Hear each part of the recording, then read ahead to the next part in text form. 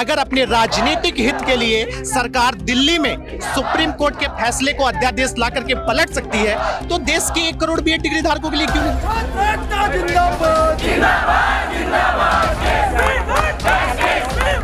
हमें supreme court के फैसले पर सवाल नहीं है। सुप्रीम कोर्ट ने कही जो बीएड के शिक्षार्थी हैं वो प्राइमरी टीचर बनने के लिए योग्य नहीं है। अगर लड़का 30 तो 30 ला रहा है तो क्या ये वो योग्य नहीं है? बीएड डिग्री धारकों की यही पुकार।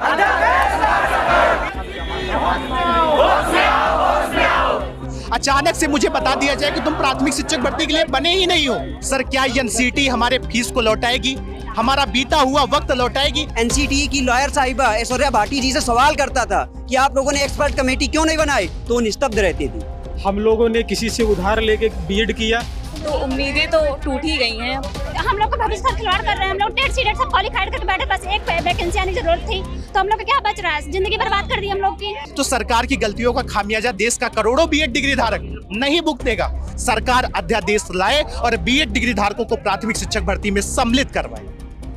हमारे देश में सरकारी नौकरी ढूंढने वाले जो युवक युवती हैं, उनके लिए सबसे ज्यादा वैकेंसी अगर कहीं आती है तो शिक्षा के क्षेत्र में आती है। यानी कि टीचर्स के तौर पर हमारी एक बड़ी आबादी बच्चों को पढ़ाने का काम करती है, लेकिन इस टीचिंग के काम के लिए एक डिग्री होती है जिसको कहते हैं बीएड।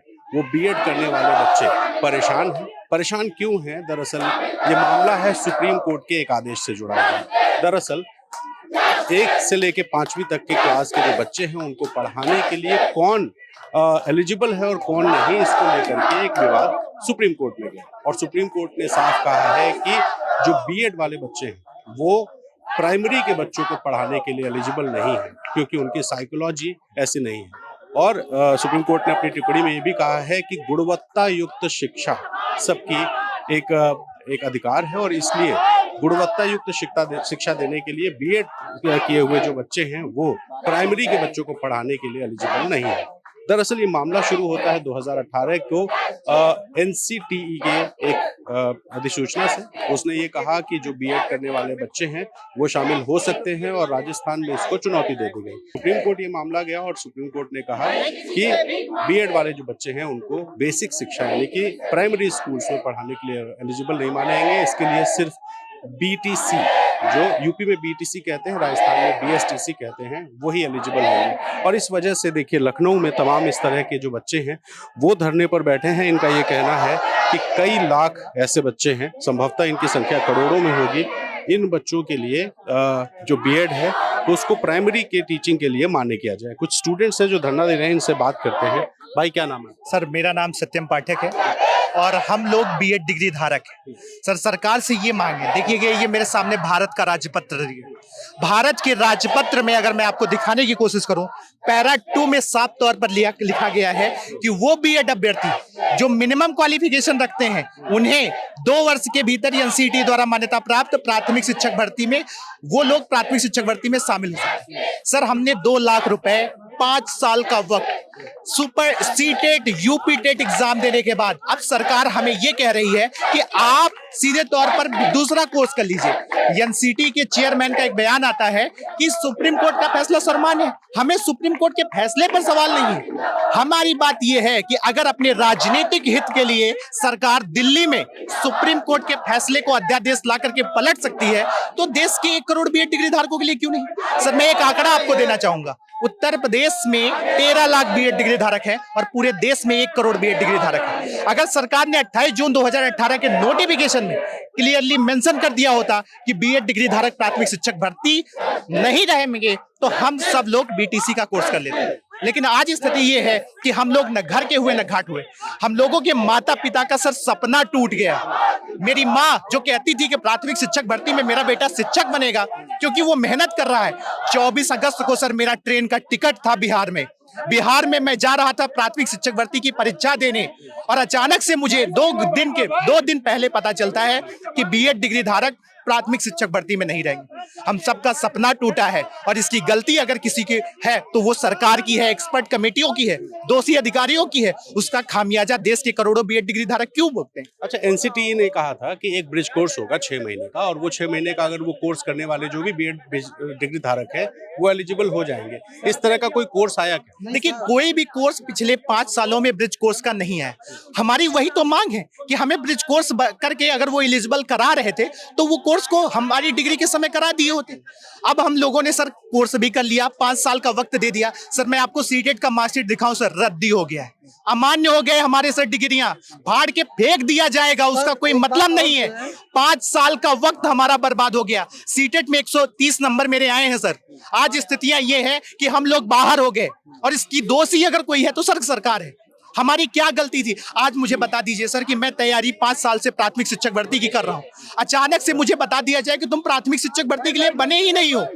सर क्या एनसीटी हमारे फीस को लौटाएगी? हमारा बीता हुआ वक्त लौटाएगी? लोग बेरोजगार कहते हैं सर, हमें कहते हैं कि पढ़े लिखे बेरोजगार लोग हैं ये। अब बेरोजगार, अगर हमें सरकार बेरोजगार बना करके छोड़ना चाहती है तो ये सरकार की गलती है। तो सरकार की गलतियों का खामियाजा देश का करोड़ों बीएड डिग्री धारक नहीं भुगतेगा। हम इस अध्यादेश की मांग करते हैं सर। ये अध्यादेश अब ये कागज का रद्दी हो गया। हमारी ये अध्यादेश कागज का रद्दी हो गया। हमारी मांग सीधे तौर पर ये है कि ये जो भारत का राज्यपत्र है इसी के समक्ष सरकार अध्यादेश लाए और बीएड डिग्री धारकों को प्राथमिक शिक्षक भर्ती में सम्मिलित करवाए। अच्छा, ये बताइए, जो बीएड के लोग हैं उनको 6ठी से 8वीं तक की एलिजिबिलिटी उनको पढ़ाने की होती है। कितनी वैकेंसीज पिछले 5 सालों में 6ठी से 8वीं तक? सर देखिए, होता ये नहीं है। बीएड के लोग अभी तक एनसीटी 2018 की गाइडलाइन के बाद से कक्षा 1 से 12वीं तक पढ़ाने के लिए एलिजिबल थे, लेकिन 6वीं से 8वीं तक जो भी होता है प्राथमिक विद्यालयों में जो अनुभवी अध्यापक हो जाते हैं उनको बतौर प्रमोशन भेज दिया जाता है। तो उसकी वैकेंसी आती भी है तो नगण्य आती है। 90% वैकेंसियां प्राइमरी भर्ती की आती हैं। फिर एनसीटी ने 2018 में साफ साफ लिखा हुआ है कि हम बीएड को शामिल करते हैं। बतौर हम ब्रिज कोर्स कराएंगे, एक मानक रखा जाएगा, जो उन मानकों पे खरे उतरेंगे उनको हम रख लेंगे। ठीक, हम उन मानकों के खिलाफ नहीं जा रहे। जब से बीएड शामिल हुआ शिक्षा की गुणवत्ता को बीएड वाले बढ़ा ही रहे हैं। दूसरी चीज, एनसीटी ने उसमें कहीं भी नहीं लिखा कि इसको हम क्षणिक शामिल कर रहे हैं। अगर एनसीटी वहीं पे लिख देती कि ये हम वर्तमान परिस्थितियों को देख के केवल कर रहे हैं तो भविष्य की बात बच्चा ना करता। लेकिन उन्होंने ये कहा और राजपत्र जारी किया कि हम बीएड को हमेशा के लिए लीगल कर रहे हैं प्राइमरी में। फिर बात यहीं तक नहीं सीमित रहती है। हमारी जो एजेंसियां हैं, चाहे वो सीबीएसई हो चाहे उत्तर प्रदेश सरकार हो, ये लोग टेट और सुपर टेट कराती हैं, सीटेट कराती हैं। सुपर टेट में 69,000 में हम लोगों को शामिल किया गया और सबसे ज्यादा बीएड का विद्यार्थी चयनित हुआ। मैं वही पूछ रहा था, 69,000 पिछली भर्ती हुई थी प्राइमरी में, 69,000 में कितने बीएड वाले शामिल? 69,000 में तकरीबन 34,000 लड़के बीएड के चयनित हुए। लगभग 50%। हाँ, लगभग 50% लड़के उन्हें वैकेंसी ले ली। उनके ऊपर भी रिस्क हो गया? वो भी रिस्क में है चूंकि गजट ही खारिज किया गया है। आज उन लोगों में भी रोष व्याप्त है। यही नहीं, बिहार में 7वें फेज में जो शिक्षक भर्ती हुई है वो भी, उनका भी ब्रिज कोर्स अभी तक नहीं हुआ और गजट के खारिज होने से वो लोग भी रिस्क में आ गए हैं कहीं ना कहीं। एक छोटी सी गलती कि एनसीटी ने कमेटी नहीं गठित करी। सुप्रीम कोर्ट ने अपने ऑर्डर में साफ साफ उसी गलती को लिया। हम लोगों ने सुप्रीम कोर्ट की हियरिंग सुनी है, 3-3 घंटे पलके नहीं जब की हम लोगों की हियरिंग सुनते समय। सुप्रीम कोर्ट जब एनसीटी की लॉयर साहिबा ऐश्वर्या भाटी जी से सवाल करता था कि आप लोगों ने एक्सपर्ट कमेटी क्यों नहीं बनाई, तो वो निस्तब्ध रहती थी, चुप रहती थी। और केंद्र सरकार ने हम लोगों से सीधे सीधे कहा था हम अपना सॉलिसिटर जनरल भेजेंगे, तुषार मेहता जी को आपका केस प्रेजेंट करने के लिए भेजेंगे। लेकिन किसी भी हियरिंग में तुषार मेहता जी नहीं आए। छात्रों के लाखों रुपए तो केवल हियरिंग में बर्बाद हो गए। पीएस पटियालिया जी को छात्र खड़ा करते थे, 7 से 10 लाख रुपए एक हियरिंग का खर्च आता था। आप ये कह रहे हैं सरकार ने पैरवी ढंग से नहीं? सरकार ने सही से पैरवी नहीं करी और अब हमारी केवल एक मांग है, एन केन प्रकारेण। सरकार की गलती, खामियाजा सरकार बदले, निर्दोष हमारे साथियों को और हमें न्याय चाहिए। हमारा तो कोई दोष निकला नहीं। सुप्रीम कोर्ट ने कहीं भी 2 शब्द ये नहीं कहे कि बीएड के हम अभ्यर्थियों की कोई गलती है। तो अगर बीएड के हम अभ्यर्थियों की गलती नहीं है तो हम अभ्यर्थियों को न्याय मिलना चाहिए। अब क्या विकल्प? सर अध्यादेश लाया जाए बस। एक बात सुप्रीम कोर्ट ने कही थी, जो बीएड के शिक्षार्थी हैं वो प्राइमरी टीचर बनने के लिए योग्य नहीं है। बात अगर उनकी मान ली जाए, योग्यता वाली अगर हम बात माने, तो पेपर कराया जाता है सीटेट और यूपीटेट, जो 1 से 5 तक का होता है, वो प्राइमरी भर्ती के लिए होता है। तो जिन बीएड अभ्यर्थियों ने वो प्राइमरी का सीटेट पास किया है तो वो योग्य होंगे, तभी तो पास किया है। जो प्राइमरी के लिए पेपर हो रहा है उसमें सिलेबस तो वही होगा जो प्राइमरी के लिए बनाया गया है। तो जिन बीएड अभ्यर्थियों ने अभी आपको दिखाया एक बच्चे ने, उसके सीटेट पेपर 1 में 130 नंबर है, उसने वो एग्जाम पास किया है, इसका मतलब उसने अपनी योग्यता दिखलाई है कि प्राथमिक भर्ती के लिए जो क्वालिफाइंग पेपर है वो मैं पास कर सकता हूँ। तो बच्चे ये मांग कर रहे हैं कि 2018 में जो सरकार ने निर्णय लिया उसकी अगर गलती थी तो उसका दंड ये बीएड के जितने भी बच्चे हैं वो क्यों भुगते हैं सरकार। मेरा ये कहने का तात्पर्य है सर, पेडोलॉजी होती है एक वो आपके कितने नंबर हैं? पेडोलॉजी में मेरे 30 आउट ऑफ 30 है, 127 मेरे मार्क्स हैं। ये देखिए मार्कशीट मेरी, आप देख रहे हैं, ये पीआरटी का है, वो 1 to 5 का है। अगर लड़का 30 आउट ऑफ 30 ला रहा है तो क्या ये वो योग्य नहीं है? या तो फिर वो सीटेट वालों ने जो कंडक्ट कराता है सीबीएसई, उसने लूज पेपर बनाया है, तो सबके लिए लूज होगा, सिर्फ मेरे लिए तो लूज नहीं है। और जब मैं 30 आउट ऑफ 30 ला रहा हूँ तो क्या मैं योग्य नहीं हूँ? ये कहाँ का नियम है? जो 69,000 वैकेंसी आई थी उसमें अभी मेरे सहयोगी जन ने कहा है कि 34,000 लगभग 34,000 जो है एप्लीकेंट, उसमें बीएड के अभ्यर्थी जो है योग्य पाए गए और उनका फाइनल सिलेक्शन हुआ। तो जो ये सीटेट होता है हम लोग उसमें अभ्यर्थन करते हैं, देखते हैं कि 150 में 110 मार्क्स हैं सर मेरे, सीडीपी में आउट ऑफ 30 में 29 मार्क्स हैं सर मेरे। तो इसके आधार पर अगर देखा जाए तो सर मैंने फाइनल किया है अभी लेटेस्ट में ही मैंने बीएड फाइनल किया है, इसी गजट को देख करके फाइनल किया था सर। बीएड के जो है इच्छा मेरी जाहिर थी कि मैंने ये चाहा था कि प्राइमरी शिक्षक में बनूंगा सर, लेकिन सुप्रीम कोर्ट का डिसीजन ने सर हम लोगों को बिल्कुल हताश कर दिया सर। हम लोग किस योग्यता के आधार पे हम लोगों को शामिल किया गया था और किस योग्यता के आधार पे हम लोगों को बाहर किया गया, ठीक है। जिस योग्यता पे आप लोगों ने अंदर किया उसी योग्यता को हम लोगों मान के 5 साल अपना खर्च किया है। जो पैसे की बर्बादी हुई या जो भी हुआ वो अलग बात है, लेकिन हम लोग अपने सबसे कीमती 5 साल बर्बाद किए। अच्छा, अगर सरकारें कोई ब्रिज कोर्स ला दे तो आप करके फिर उसके लिए तैयार हैं? देखिए ब्रिज, हाँ, इसके लिए जब पूरा नहीं होगा तो कुछ तो मिलेगा, कुछ तो होगा सहायता, कुछ तो मिलेगी। 5 साल हमारा नुकसान गया। 5 साल में अगर हमने बीएड नहीं किया होता, बीटीसी किए होते, बीटीसी नहीं किए होते, कुछ तो किए होते, 5 साल हमारा नुकसान तो नहीं गया होता।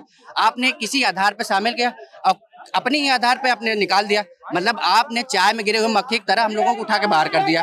ये हम लोगों की औकात हो गई। मतलब अगर शिक्षक, मतलब हम लोग पैसे की तो इनकम कर लेते हैं, लेकिन समय कहाँ से लाएंगे हम अपना? आप मीडिया वालों से मात्र एक ही पुकार है कि हमारी आवाज को आप सेंट्रल गवर्नमेंट तक पहुंचाएं और सेंट्रल गवर्नमेंट अध्यादेश ला के हम लोग के भविष्य को बचाए।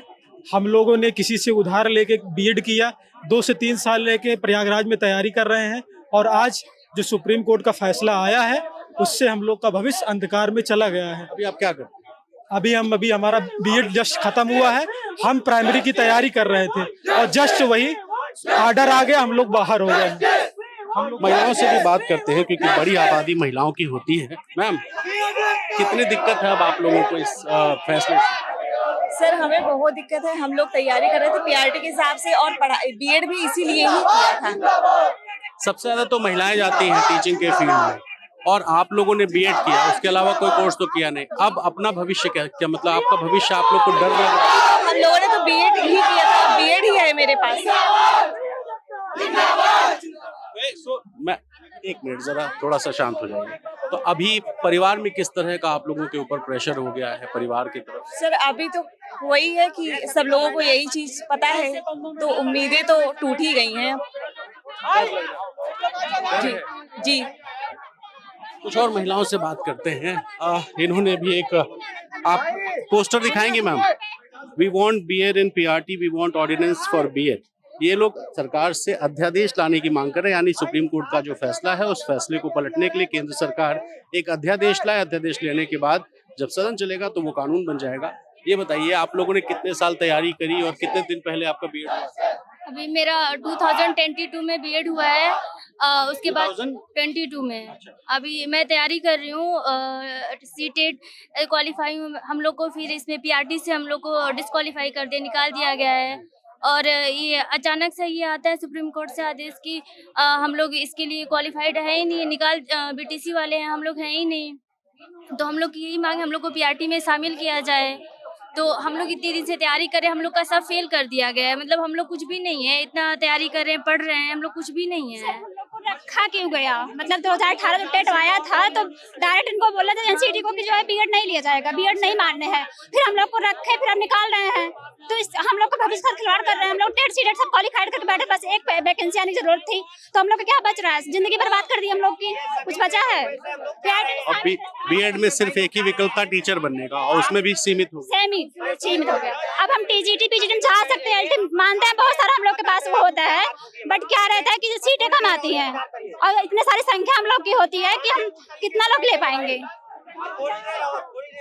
तो देखिए, इस तरह से ये जो छात्र हैं ये लगातार धरना दे रहे हैं। लखनऊ में भी धरना हो रहा है, प्रयागराज में भी हो रहा है, देश के अलग अलग हिस्सों में हो रहा है, क्योंकि जो अनुमानित एक संख्या है बीएड धारकों की वो लगभग 1 करोड़ है, और 1 करोड़ की जो आबादी है वो उम्मीद लगाए बैठी है कि अलग अलग वैकेंसीज आएंगे, ये फॉर्म भरेंगे, सरकारी नौकरी लगेगी, बच्चों को पढ़ाएंगे।